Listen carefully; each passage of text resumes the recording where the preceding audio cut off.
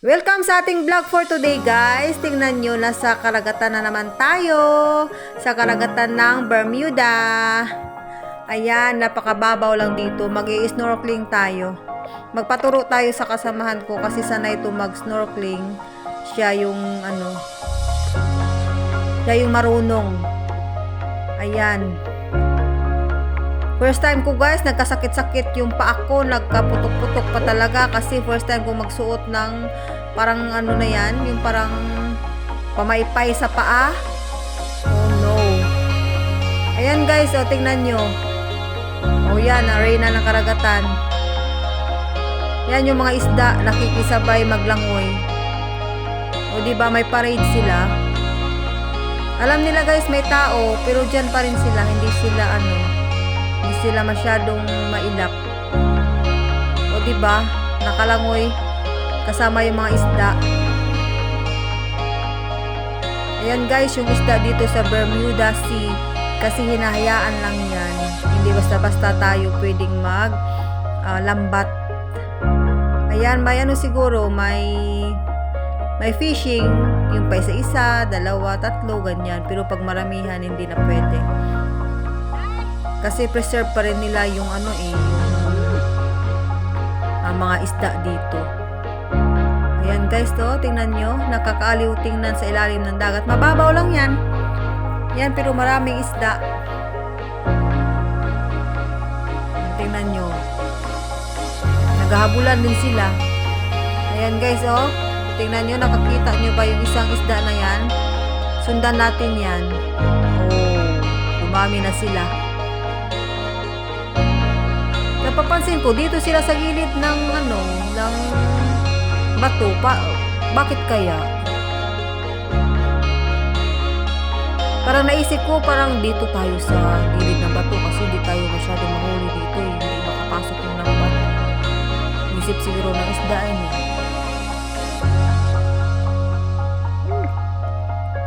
Ayan guys, kahit saan talaga maglangoy, mayroon talagang mga isda. Iba't ibang klase ng isda, may maliliit, may malalaki. Hindi ko kasi alam yung mga pangalan nito. Ayan. Ang dali nilang hulihin guys kung may lambat lang tayo.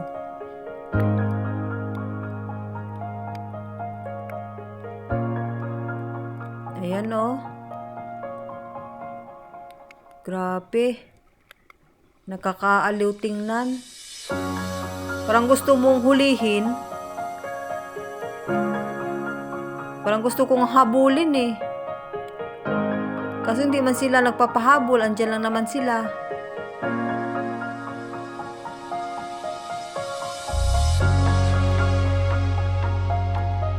Grabe guys, first time ko to guys. Mawiwili talaga ako sa ilalim ng dagat.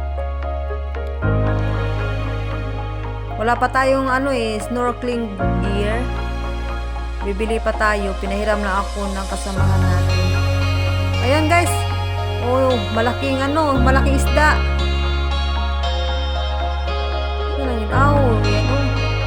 Parrot fish.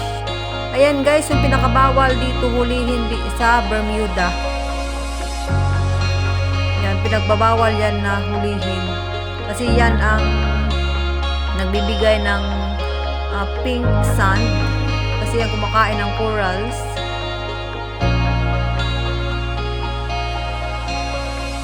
Tingnan nyo guys. Mahinay lang sila. Dahan lang din silang maglangoy. Kahit may mga tao. Alam naman nilang may mga tao. Tingnan nyo. Ayan lang. Ganyan lang sila. Pero pag may pana ka nyan, dead na yan sila lahat eh. Yan ang parrot fish. Umiikot-ikot lang sa harap natin. Ayan, yung kasamahan ko guys. Kukuha sana kami lang lato Ayan, sarap kilawin.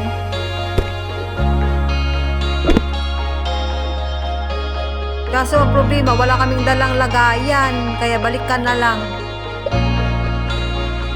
Diba? May pakaway-kaway pa. Ikot na naman tayo. Inikot namin yan guys yung bilog na bato sa gitna ng dagat kanina.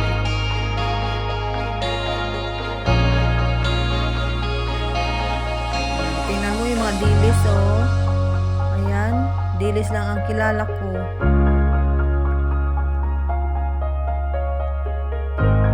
Diyan talaga sila sa ilalim ng bato. Nagtitipon-tipon. Ayan, parrot fish na naman. Nag-iisa. Ganyan lang lumangoy, guys.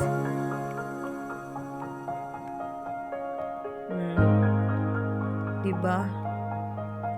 Nagpapasiksi itong isda sa unahan namin.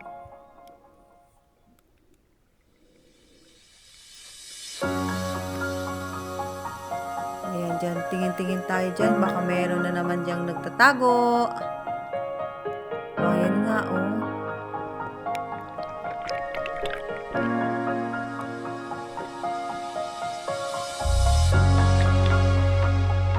Ayan, guys. Iba't ibang kulay.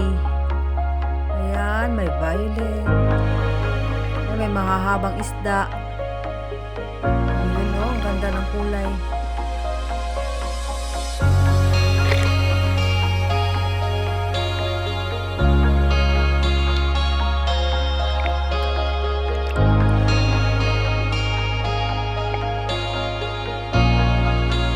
Paggabi na kasi ito, guys, masyado ng mga alas 7 siguro, kaso mataas pa yung araw kasi this time lumulubog yung araw 8 plus, kaya medyo maliwanag pa. Pagkatapos ng trabaho pwede pa kaming mag swimming.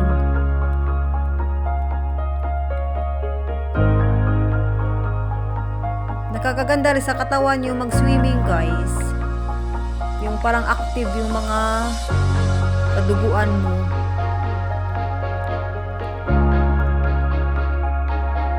Kasi isa rin to sa the best exercise, di ba?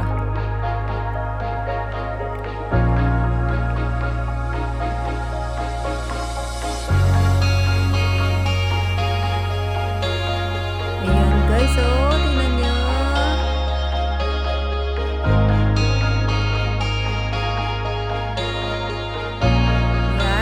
Habang isda.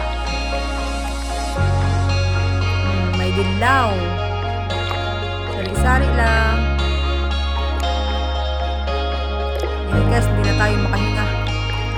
Natabunan na yung ilong natin. Sana nag-enjoy kayo, guys, sa panonood ng mga isda sa ilalim ng dagat. See you again for the next vlog.